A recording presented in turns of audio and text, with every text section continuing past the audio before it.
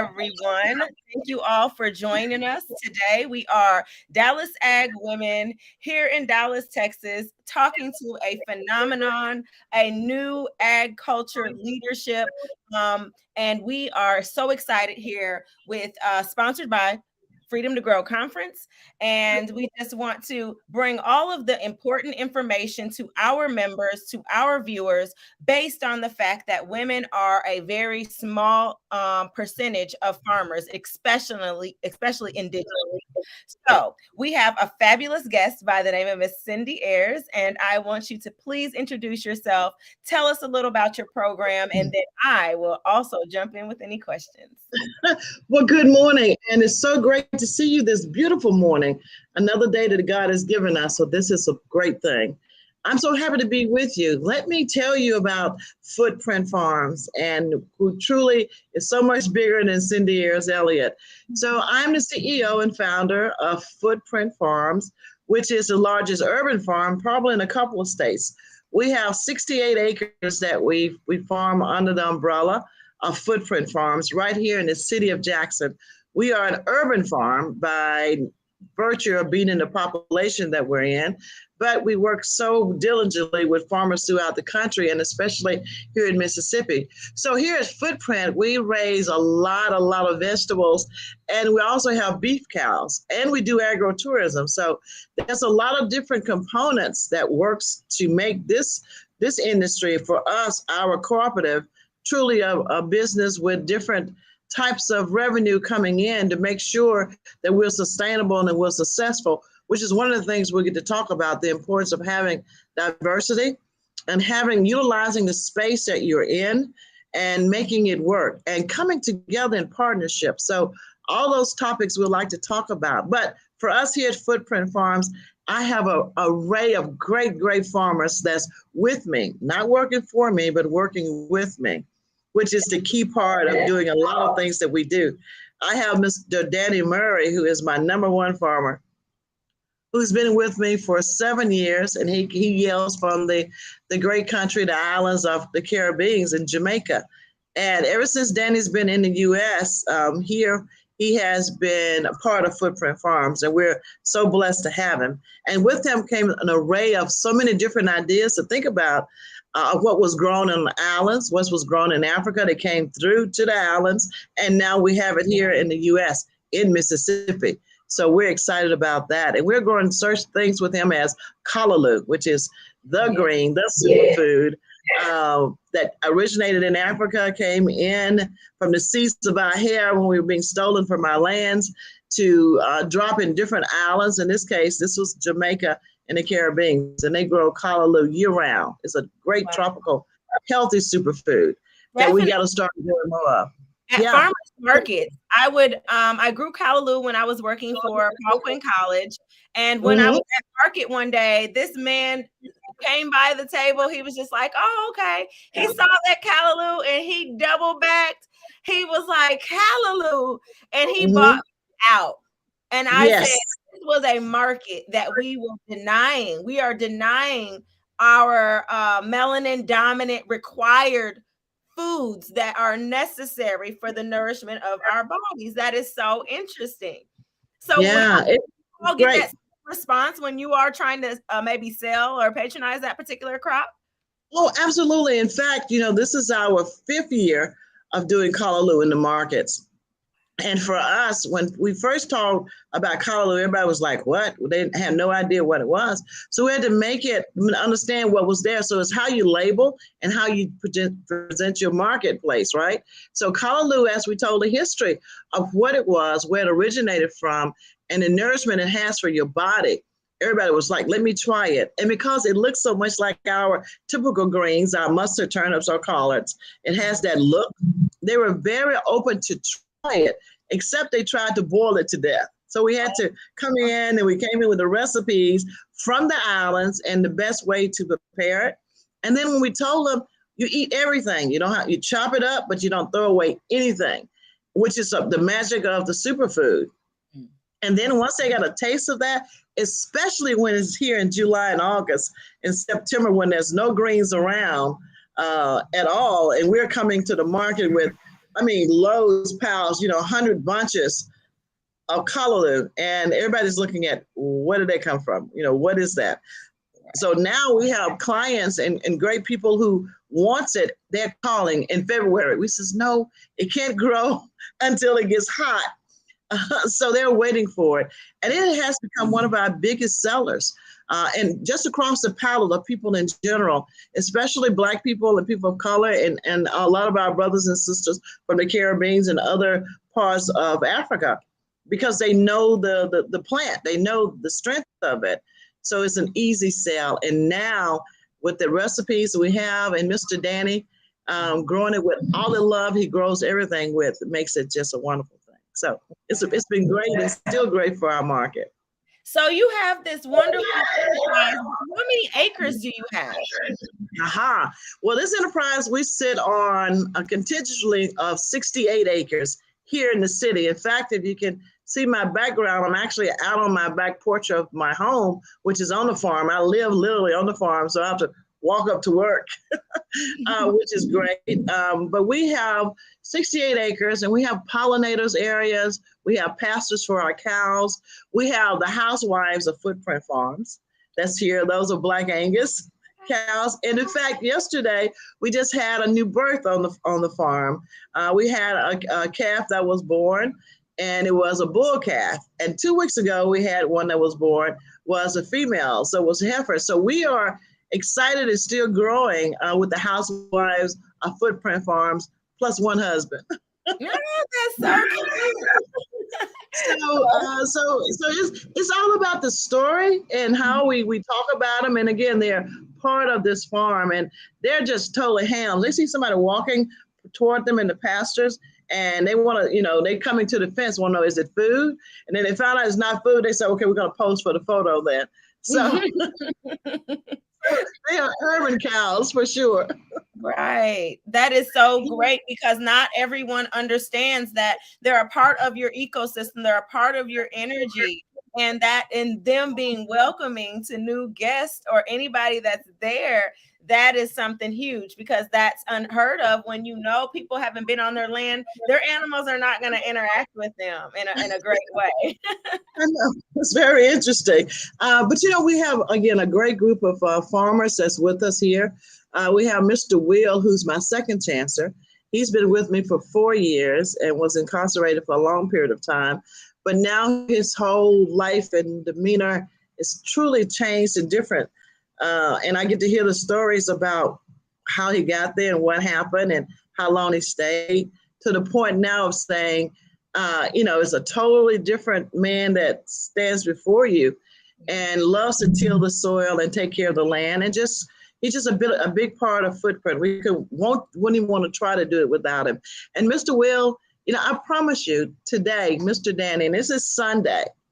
And of course, everybody says farm, everybody work 5 days a week, not on the farm. It's usually 8 days a week. Mm-hmm. But I can assure you that within the hour, if not already, Mr. Danny is here. And he's coming to check on his plants, to come and check on what's going on the farm. And he would say to me, he'd rather be here on the farm than, of course, at home. Mr. Will is the same way. And I mean, I could not describe the thankfulness in my heart that I have for the two of them and all the farmers that's here, because they are truly vested in the land, and they truly are understanding the nature part of it, and the being out in the open and the freshness of the air, the call of the sounds. It's just a great place, and it's calming when you come. It's hard to believe you're inside a city with fire trucks and everything else that are here. You just don't hear them as much. So we're excited about it. How did you get to a point where you are working with people for 4 to 7 years, or probably even more, because we're having such hard times, trying to incentivize and add value to other people's lives that are wanting to garden, wanting to farm. We're finding employment that's very unfair. So how is it that you're getting this type of attention and respect and cooperation and collaboration? Well, I think a big part of this, of course, people are different in so many different ways, but there's so many things we do have in common. And what we do and how we structure here is not, again, they don't work for me. We work together. And I think that's a big part of it because they're vested in here with me. For instance, my farmers here, and we have 4 that we've already gone through this process with us. I actually lease for a whole dollar than 1 acre of land. So do what I say now. They have an acre of land and they paid $1, and the leases are 5 years, and there's no added cost to the lease. And after 5 years, there's an option to renew. And let me tell you why this is so important because, as you know, you just can't acquire land, and so it's so expensive. So by doing this and giving them the opportunity to have their own, we work in conjunction together. So now for that $1, what does it do? Well, for that $1 coming on here, now you're under my farm number. So now you're eligible for everything I'm eligible for under my farm number for the amount of land that you have. So automatically, the first thing we went to do was to go and do the process and equip with NRCS for them to become a part of the system. And they have the high tunnels. So they really applied for high tunnels and irrigation. So when we went up, they went up and they applied. And first year, no funding. I said, listen, it's a process. So we got back in there. And the second year, I had 3 that they got approved for their high tunnels. So their high tunnels and our high tunnels, we have 10 on the farm now, 10. And 3 of those belong to the farmers that's here on the ground. But now the key to this is that everything is together. When we laid out infrastructure, which is so important when you're getting ready to do anything, you need to have a plan. You need to have it on paper, and especially when you're looking at infrastructure to where you put your water lines, because you got to have water. If you're going to do any type of farming, urban, rural, gardening, boxes, you have to have access to water, and you have to have it so that you can utilize it when it's needed. So when we're laying infrastructure, we laid infrastructure for Footprint Farms, and we're now coming into our 11th year. When we laid that infrastructure, we laid it out with a 10-year plan and making it sizable enough for the water lines to be able to accommodate. I had no idea, we'll be this fast in getting it done. But when we laid out infrastructure, we laid it out because that's one of the biggest costs that you can have in farming, the land and the infrastructure. So you want to make sure you do it once and you do it correctly, if all possible, and how you lay it out. So for all of our tunnels, they're in a great line, or they look aesthetically pleasing because we live on the farm. It looks coming into another city with everything that we have there. So we do this together, and we rotate our tunnels because how we rotate to take care of the earth and to take care of the plants that we grow, and not taking all the nourishment out of the one location, but putting more in. So one year, Mr. Danny Tunnel might be Tunnel 2, that he grows this beautiful kale. Yeah. And next year, it might be Tunnel 7, that he's still growing a beautiful kale. But now in 2, we're growing another type of plant, hopefully to put some more nourishment back into that space. And we do that each year and rotating our different crops. So, it's all one. And the great part about this is Footprint. Our big responsibility is finding the markets, because you have to have a market that you'll be able to sell your produce to. So it's important to have that overall plan. So before we put a seed in the soil, we try to have most of that sold before it starts growing. And that takes some time to get in, but we can do it together, especially if we come together and we organize how we grow and how we create markets, our markets that's out there, and be prepared to meet people where they are. So when we're doing this, it's a plan. We have to have a plan. It has to be. That is the top of the top, because we grow, a lot of us, especially in the org, the Dallas Ag Women, we're new. And so as far as a collective, and we will be like, I want to grow this, I want to grow that. It's a very selfish, plan when we start without the ability to know who would be the customer or client. How is that going to work? How will we maximize? And if it's for self-help, then that's one thing. But if we're trying to actually maximize and add value to other people, then we have to know what our infrastructure is going to be, where our water is going to be, and who is going to be our customer. But it sounds like you might want to know what the customer is before you even do the plan. You do, because you want to know the community that you're in and what is it they want to eat. It's not so much what I want to grow, it's what is it my customer base want and need. And some of the things we'll sneak in and we get a little selfish, but it's only because we want to introduce something new to the palates that's healthy for us. But we always look at, okay, what is the makeup of our community? What ethnicity do we have? What do they usually grow to eat or themselves, or what is it they want? And once you figure that out, well, that's half of the battle, because we have to understand, if this is a business and it's a profitable business and you want it to be that, you have to have the customers. So if I grow this great veggie and no one eats it, what good has it done, really? Because I thought it was pretty in the book. Yeah. You have to have that. And you have to look at, too, when is the best time to even plant this. So you can be able to let your customers know it's coming when. Just like I talked about the callaloo. I have to let them know it's not coming into July or August. It's not here now, but it's coming. And still, to keep them up on that. Because this is one of the things now that we put in that they really want.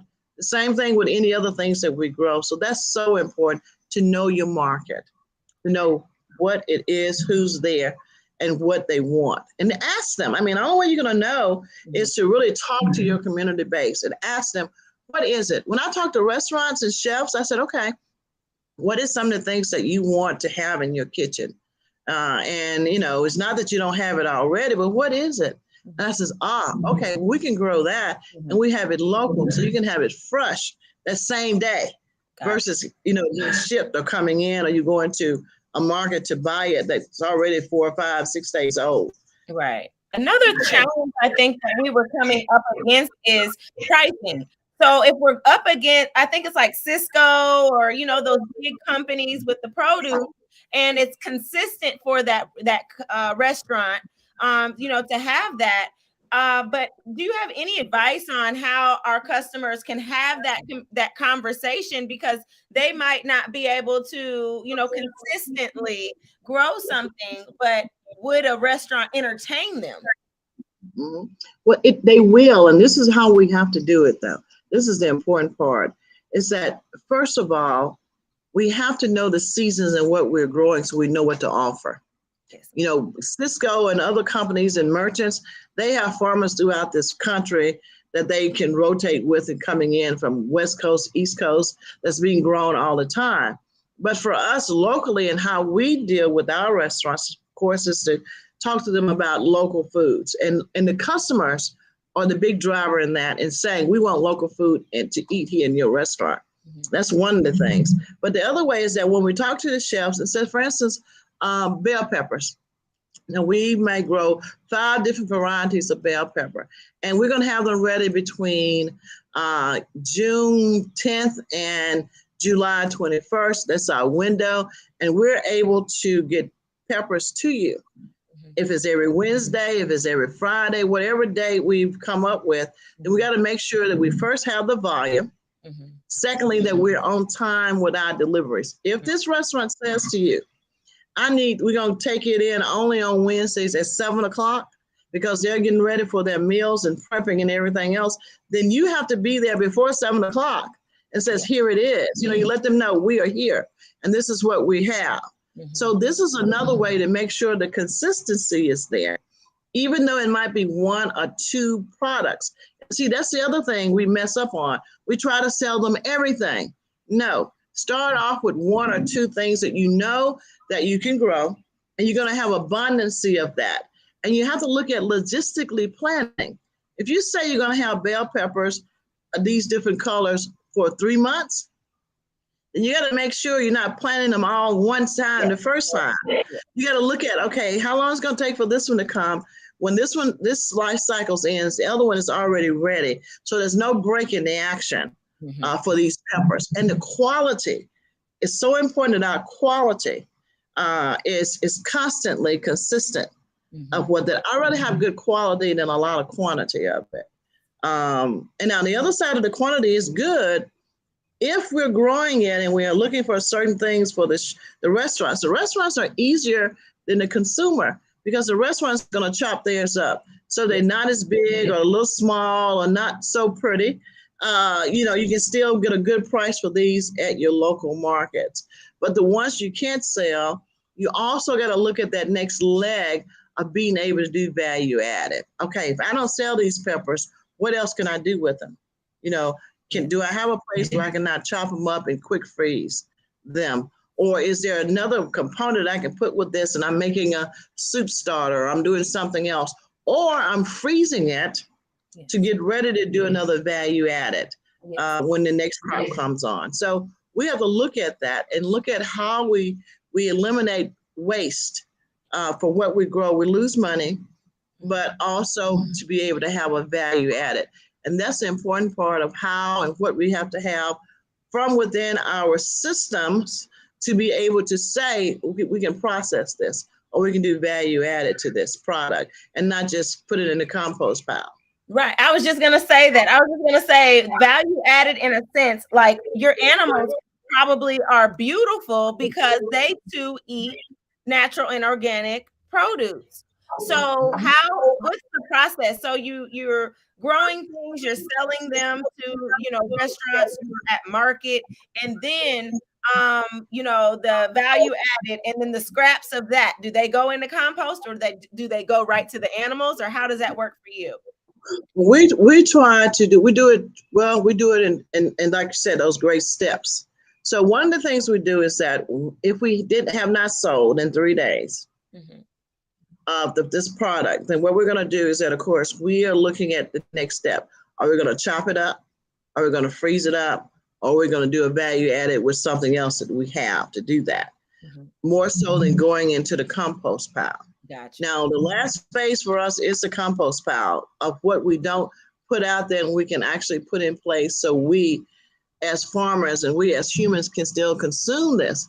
Let's take, for instance, you can make chow with tomatoes and other things that you have, and you can can it and put it on a shelf. It'll sit a year or a year and a half. So that means you got longer time to make this value added last that you can sell, that you're not just, it was just a tomato after 3 days is gone. So we have a longer shelf life, which means we have more opportunities to sell this product. And usually the value added sells for more than the fresh. Yes. So let's not compost until we have to. And when we do different things, we have to look at, again, what is it we can do? Now, one of the markets that we have that's really been our lifesaver is our CSA program, our community supported agriculture. And for you that don't know, or I'm sure you do know, just to refresh, these are food boxes that we sell by the pound. And we look at everything that we're growing to be in those CSA boxes, those community supported ag boxes, going to different communities and to different people that's actually pre-buying or working with to get it to them. So when I say pre-buy, we have a flex bundle, CSA model, and and what we do is this. We have to be untraditional. You got to start really thinking outside the box. And if you say you got a 6-week subscription, well, we tell you, yes, you got 6 weeks, which means you have 6 boxes and 1 a week. And this is how you set it up. However, we'll give you up to 15 weeks to get to 6. Why is that important? It's because we don't want you to just come and get another box just because you paid for it, and yet you still hadn't used the one that you already have in your fridge. So now you're getting frustrated with yourself for having all this food you hadn't cooked yet, and it might spoil. We say, listen, Sometimes you might go out of town and this box is one of these weeks are there. Don't worry about it. Go, because your boxes don't leave. It's still in the system. If you paid for 6, you're going to get 6. If it takes 12 weeks or 15 weeks to do that, then it's still yours. And we encourage that so they don't get burnt out on getting another box, because you paid for it. Mm-hmm. But you don't lose anything. In fact, you gain, because this means that what we're growing that next month is different, of course, from this month, which means you got something totally different in your box. Yes. We always try to do different weeks. We're going to have some staples, things that we know that's there, but we try to always integrate new products in depending on what we're harvesting. For instance, yesterday, we harvest our first of cabbages. So we had these beautiful big cabbage. And the beautiful part about it, and the nutritious part about it from a farmer, unlike the grocery store, you have all the outer leaves that are still on the cabbage, right? And those are the best parts to really be able to cook. Mm-hmm. And the sweetness is really on the outside more so than the head. So it's a big leaf, and it's so beautiful to present it that way. Yeah. It's not as easy to transport, but it's okay, because you go into your farmers markets and you got this beautiful display.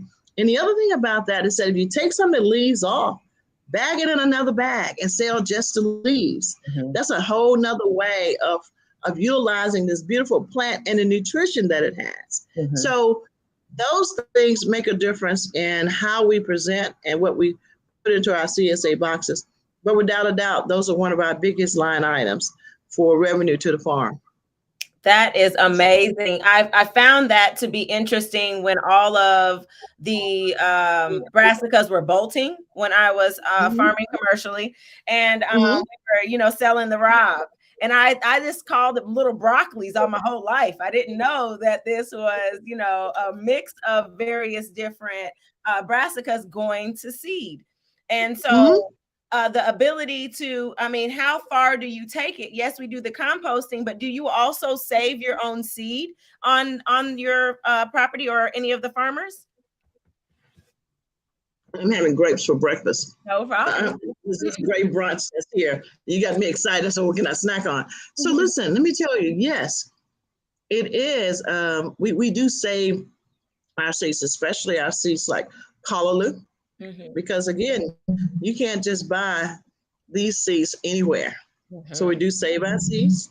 We're very proud of that. Mm-hmm. We also save our seeds for our sorrel.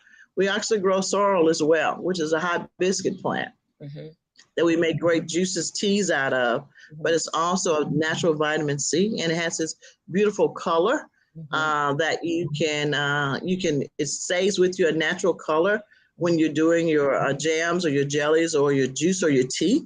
Mm-hmm. And we also dehydrate the leaves from that to make it as a dry tea. Another way for value added, dehydration. If you get the leaves, especially we're talking about a hibiscus plant, sorrel, and we actually go through that drying process, and then we put a couple of those buds with that, you're going to have all the tea and all the nutrients and a little of that color as well. But the main thing is that you're going to have the taste and the aroma. And anything about plants, you got 1,000 leaves to maybe 20 bulbs, but you can still utilize that plant as well. And then save those seeds. Well, they're proprietary for us. So we pop the seeds out and we keep them, and we'll dry them, and we'll take care of them for the next year. And for that plant, we actually started 7 years ago with 8 seeds. 8. Wow. Now we do acres. Now we have acres of sorrel. Yeah, from the seed, from those 8. Yeah. And then what about selling seeds? Do you all sell seeds as well? We have not as of yet, not of selling the seeds, but one of the things we are looking at for this one is, of course, selling more of the plants. So we're doing more. We seed 90% of everything we put into our farm. We seed ourselves to grow our own plants. Even if it's water-based, we do our own water-based as well, which is another way that we're doing ag. We're doing water-based growing. We're doing aeroponics versus hydroponics because we're still doing a different scale for this. And it's another way that we can help farmers and new farmers and gardeners see there's other ways you can grow, and water-based is one. Because a lot of our people who want to grow don't have land or access to land. And if it's urban, you don't have much space to begin with, even if you have access. So we're showing in different ways you can grow it on your back porch, in your patio. We're talking about raised beds. You can do small little boxes and grow your farm in these little boxes. It's all about what you look at and utilizing what you have. So this water-based growing is a great way to grow indoors or outdoors. You know, I'm telling more people about, you know, putting the grow lights on them, putting them inside the house. It says, so you got a corner. You want to grow some herbs, legal herbs. Then you can utilize this tower or grow your Swiss chard or grow your basil or your cilantro or some other lettuce you want to grow. You can grow it in your house. And this, you know, and this looking at this tower that you grow in. And all you got to do is check the pH once a week. And the only tool you need is a pair of scissors, because you clip everything and you use that as you need it. Just take your scissors and clip them. 7-10 days, they're already grown back. So you can utilize ways. What is the definition, or what is aeroponics? I know my clients are just now through Mr. Gary Ra learning what aquaculture is, but what is aeroponics? Okay, so when you say aqua is dealing with fish, and ponics in general is usually water. And we use aeroponics, which means aero means straight up. You know, we're looking at the dynamics of limited space. And these are like a tower. You can imagine a round tower, and it has slots in it where you actually put your plant to grow. And this particular tower is aeroponics. If you're gonna look it up on Siri and ask, you may ask for tower gardens, and it'll show that, it'll come up and what it is. And it comes in an apparatus with everything with it, the water basin. And this water basin is conservation and conservative, because you might put 15 or 18 gallons of water, tap water, in with some of the nutrients. And it might be 45 days before you have to add any more water to it. So it's self-sufficient. And it turns itself on, it turns itself off, it waters itself, it does everything but walk itself to take care of itself in it, which is another way, especially for new growers and growers in general, to utilize it. And then you just, again, check the pH. It's a science. And we always use that as a teaching moment, especially we're talking to new entrepreneurs, farmers, new young people and talking about the science, because it is a science to farming. It is a science, and what element goes with what to do one thing. So we utilize this as a teaching moment in our STEM programs to talk about this is the same thing that's happening. And with the population and what's happening in this country, and more people, which means more and more people who need to eat, we have to look at different ways to be able to do this. And a lot of times, you know, we've oversaturated our earth for putting everything in it, not realizing how much damage it's doing. And we have to make sure we do things too to help it get the nutrients it needs in the land, because it's living. You know, it's a living organism in the earth. And we have to make sure that we're keeping it alive by not poisoning it with everything. Another question that we had, because all of this, you know, you have plans, you have infrastructure, you have water, you go to markets, you're able to take it all the way from growing it to seed. And then there's this component that here that we struggle with in Dallas and many other probably places that are not just like ag ready, but policy. Like we are struggling with creating right now our Texas Black Food Sovereignty Network. But just being able to have the idea of what our policies should be saying so that we could make money. Because one of the things in Dallas people don't understand, markets can't be within a mile of each other. And I don't know if that's still the same thing, but I know it was as of a couple of years ago. You couldn't have a farmer's market. I was working at Paul Quinn. I started a farmer's market with James Hunter, which was the director at the time. And we got the market going. And as soon as the people that got the funding and things didn't want the market anymore, They felt like it wasn't successful. It wasn't feeding into their narrative. They closed down the ones that were more urban, and their permits were still standing. So when I came about and said, "Hey, we still want to sell. We still have customers.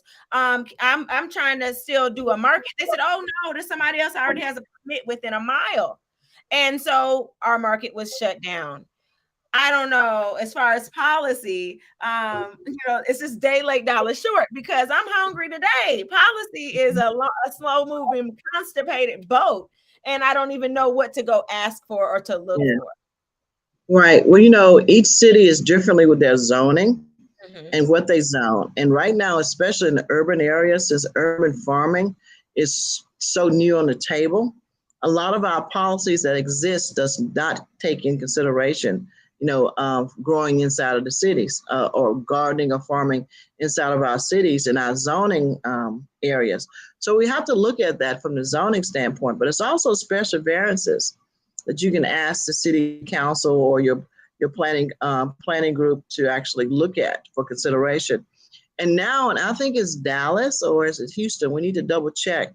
There's now an ag hub, an urban ag hub inside of the city. And if we got to check and see if Dallas have one, because this is another big component that we have to look at. And right now, under this farm bill, the last farm bill, urban centers or hubs was funded.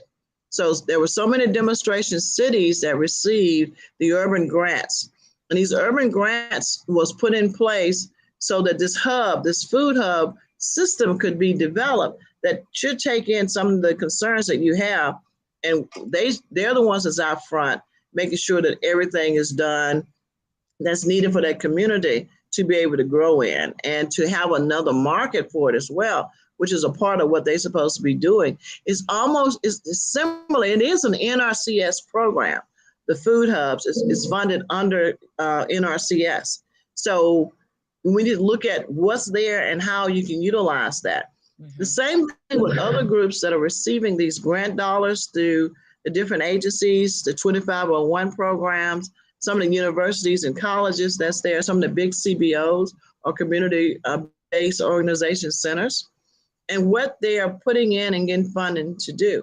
We also got to hold them accountable for being able to work with the community, because these dollars come in are technical assistance dollars that are there to help move the process along to actually take down some of those barriers that we have. But it's important that we look at that. I think it's important even to go to the council and ask them to look at putting in a zone area for what part of the cities, a big part of the cities or the lots that can be used without, going through all this process of changing. Right. Almost creating another zone for that. But I would definitely check to see if there is a urban food hub in your city. I'm pretty sure it's one in Texas. Mm-hmm. It's going to be Dallas or Houston, I think, for this. We can follow up on that. Yeah, and also more progressive. The other part that's so important is that we have the socially disadvantaged. This is a name from the United States of America Congress. The Socially Disadvantaged Farmers and Ranchers Policy Center. So we just say the policy center that's here to actually be able to speak to and for the voice of a lot of our small farmers. And we say, when they say minority, of course, that takes in every component other than Anglo or white. Yes. So we looked at this overall, and this is what the center does. It works with all people of color, but because of the emergency for Black farmers, this center, the policy center, and the board has said, we need to make sure, and looking at this data, that Black farmers get more attention than the other minority farmers from this policy group. Why? Because we're the only culture, the Black farmers, that have decreased in size of the number of farmers that's there. If you look at 10 years, you look at 20 years, you look at 50 years, Black farmers is the one that numbers have gone down more than any other group that's out there. So we are an endangered species, Black farmers. We're less than 50,000 in America. Mm-hmm. In America. Right. No, 0.1% of farmers or farms in this country are Black farms. So without a doubt, we are an endangered species. If we had been a turtle, we would have a refuge right now, right? Nobody can do anything with that. But as a Black farmer, and even more so with Black women, but Black farmers in general, we have to look at doing things differently. We have to put that as a top priority in what we do. And at the Policy Center, this center is the executive director, her name is Elora Spates. I mean, a phenomenal woman in running this organization. And because it's a national center, so every state, especially the states that have HBCUs or considered more Black farmers than others, and Texas is one. And you're looking at the numbers of Black farmers, Texas is one, Mississippi is two, and then the list goes down to Alabama and Arkansas with the number of Black farmers. So this Policy Center is one of the ones we need to be really talking to, being a part of, looking at what they're doing and how they can do more, and they will. And those are our mouthpiece or our policy pushers that we need to be out there and be out front. And they too can remove some of these barriers that we have because of the status that they have with a lot of the Congressional Congress, because this center reports to the Congressional Black Caucus and to the Ag Committee. So this Policy Center looks at policies existing and presenting of new to see what systematically racist system has been put in place over these hundreds of years, to call them out, not with just talk. We know this. Where's our stats? We come in with here is the report that backs this up. Here's the stats. We know it. We can say it. But when we come to it with policies, to here it is, it's an A or a B, it's no C in this, then this is what it is. And we present that. And we utilize, the Policy Center utilize the brain power of all our universities and other CBOs that are out there to actually do this research or to do this survey to bring it in. So we're actually speaking for the people to be able to say, this is going on here. Yeah. This is the reason policies in place that affects this. So we look at all of those things. And the Policy Center is only, I think it's 6 years old now. And we're the last Policy Center that's been created.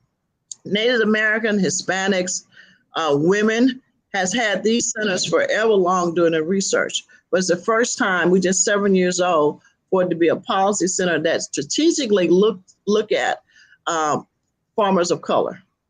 That is interesting to me, because what I witness and see on a regular basis is the melanin dominance is disrespected a lot in this agriculture game, because a lot of our urban dollars are going to white immigrants.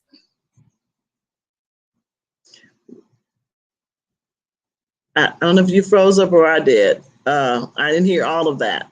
Okay. You said our dollars are going to. And then they are in charge of delegating that monies or those funds to us.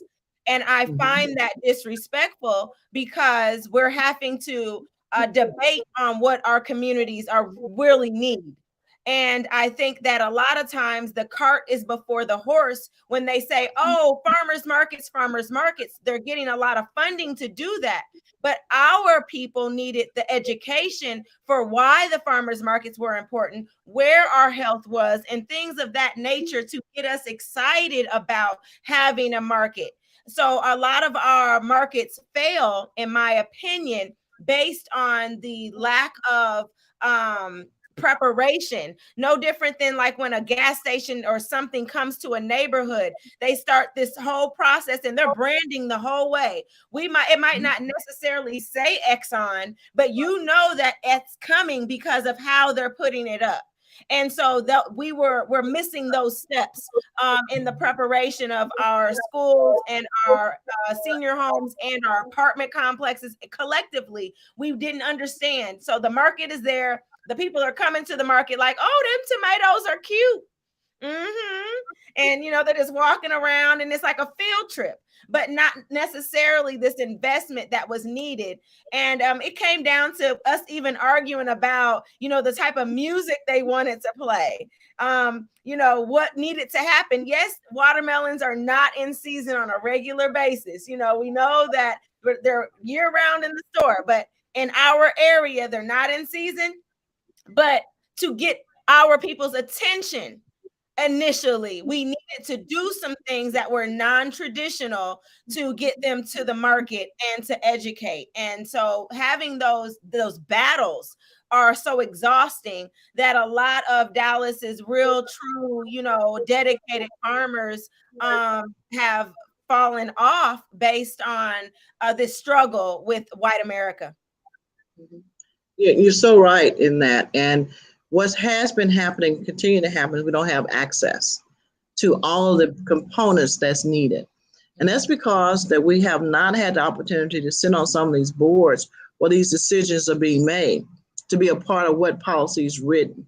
And the other part about that is that, especially with city council people and zoning, a lot of that can be changed because if the people go in to push for that or look at special variances.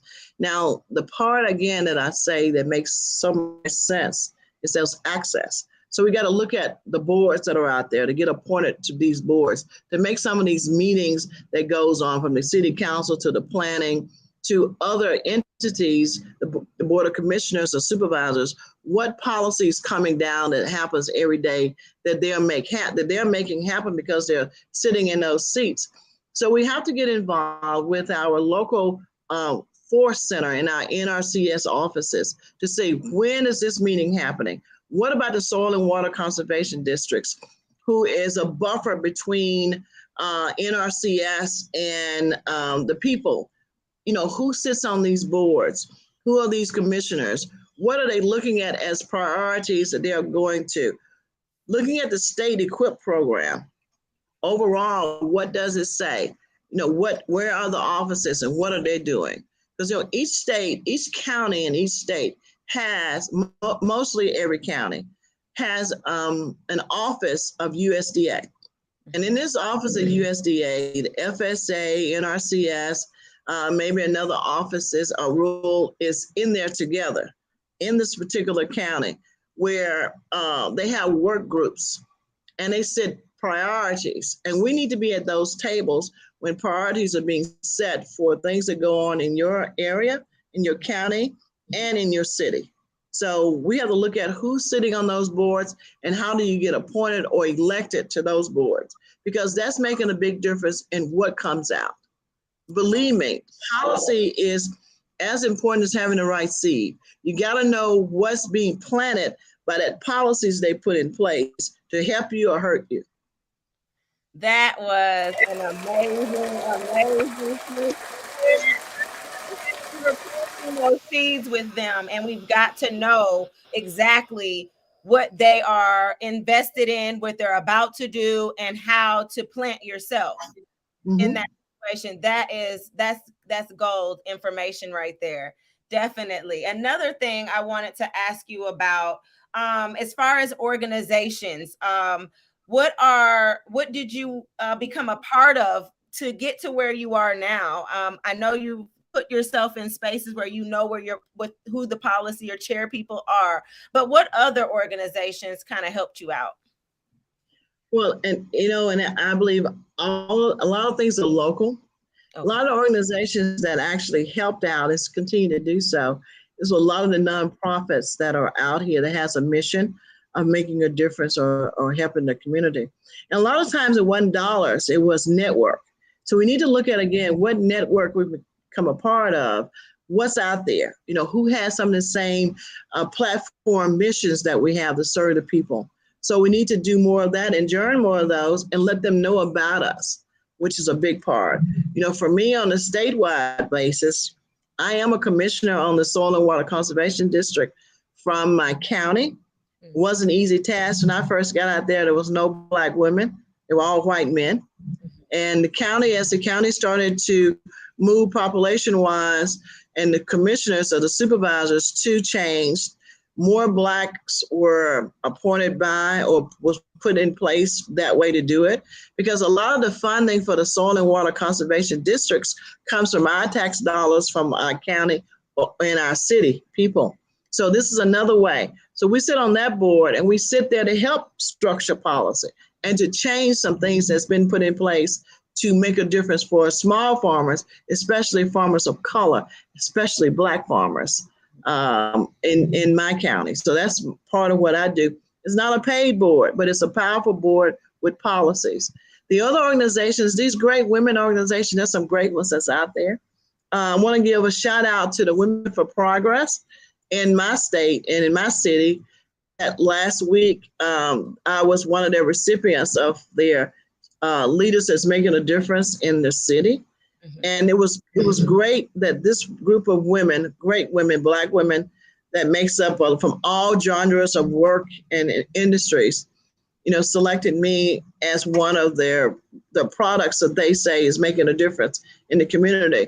So there's so many different organizations, social groups, and professional groups out there that we need to become a part of. The other part of that is nationally, knowing my congressional people, talking to my congressman office local, talking to people that makes a difference and help make those policies, making some of those town hall meetings and being able to voice what's happening, and then not just talk about it, but put it in writing and say, okay, here's our next step.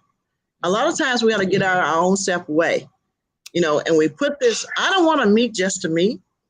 I want to be able to meet, and when we leave there, we got a general understanding of what we're supposed to do or what this is going to consist of when we come back next time or the next quarter we meet, that we're not just meeting again and nothing has happened.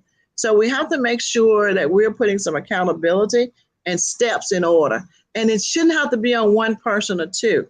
If you're going to do this, everybody got to come to the table with more than just an appetite. They want to come to the table, but they don't want to bring anything but their appetite. They got to bring something else to the table to help make a difference if we are truly to be sustainable in doing that. So again, it's great. It's people and it's marketing as well. This podcast is great. I love it. Dallas Ag Women. I love this. We have to have our platform so we can speak and others can hear, not just one or two, but we have a platform that more people can hear and know. When you have that education or that knowledge, it makes a difference in what goes on. So we have to brand and market ourselves to be successful and to have longevity. We got to, because good times are good, bad times are worse, and you will have both. Yes. So what do we do to put as much, as we say, food in the cupboard for the winter when the bad months come, when we have the opportunity to do so, because it will come. So we need to utilize and how we put risk management in place and utilize that. Definitely. As far as platform, because that is something that Jerry, Ra, and myself have been diligently trying to put together, along with Miss Dana Jewell and Miss Noreen and a plethora of other people. But our Freedom to Grow conference, we're hosting in July. We have, I think it's July 20th through the 23rd, I believe. And so we're trying to gather the masterminds in which we want to add value, innovation, and opportunities, solutions for problems to the viewer, to the farmer, to the gardener, but definitely not omitting the person without land. And that's where we're getting very creative here in Dallas, because depending on what you're growing and how you're growing it, you could become a farmer with just growing in your windowsill, your microgreens, in addition to herbs. And I always tell people garlic, turmeric, ginger, those things are heavy weighted items that cost a lot and add a lot of value to a lot of different people and can be diverse. So it's about, right now, we're split into two different groups: those who want to grow and create a plan for market, and those that already have their plan, they already have their market, and they are ready for a farm number. And they are all typically entrepreneurs.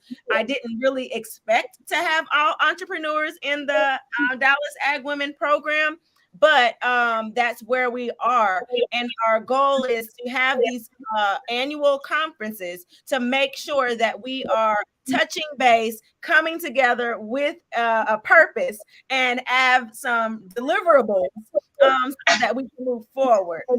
So I thank you so much for your time, Miss Cindy. We are almost out of time, and you have been a very true light, a great leader. Definitely never hearing the crop rotation and the seasonal high tunnels and how everybody can collectively use those, and the land for $1. You know that you're using your resources, helping so many others, environmentally, spiritually, mentally, physically, emotionally, like all the way around with the returning citizens. I just say kudos, high five to you, and thank you. And I aspire to be like you one day. Well, thank you so very much. It is my pleasure. Also, for the great conference of Freedom to Grow, I'm so excited about that with Jerry. But I know too that's in Houston, that's coming on June, I want to say the 5th to Dallas.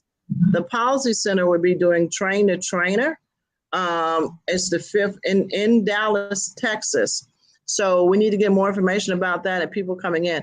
And Train the Trainer is talking about air property, the big problems we have with continuing to losing the land, as well as a network of different things that's being put together in Train the Trainer, so we can have the correct information going out to our communities to help them keep their land and save their land. So I'm hoping you'll be a part of that, coming into that, and we'll get more information to you so you can actually register. Yes, it's free. Register. I want to share it to the community. So please stay tuned for Train the Trainer, because that is something you want to learn from somebody who's already successful in doing it big. It's not like it's just, some plaything. This is an opportunity to learn how you can do this. If you have more land, come and engage so that we can collectively add more back to our ancestors and what they have provided for us. The things that we really, really need. Our medicine is what we're talking about here, y'all. Romaine lettuce is different than callaloo. Absolutely. But I'm excited about that. And I plan to be there in Dallas. And I hope the opportunity to get with you and your great group to do a couple other things. And we're here to support. And we want to look at what else we can do overall, especially Black women coming together. There's a power in that. There's a power in those hands of those Black women throughout the centuries of generation of our ancestors that's been that cornerstone in making things move. And I think this is our time and season to integrate more, a collective more into this space. And I'm all for that. Count me in as that #1 supporter in doing that. Absolutely. Well, I will see you soon. I look forward to seeing you. And I'm actually going to stay in Dallas until after Train the Trainer. Then I will go to the family reunion. Hey, Jerry Raw, thank you so much. Thank you so much. Thank you again. Freedom to Grow Conference, Jerry Raw. He'll be back with us next week. Thank you. Looking forward to it. Thank you so much. Bye-bye. Have a safe one. Bye.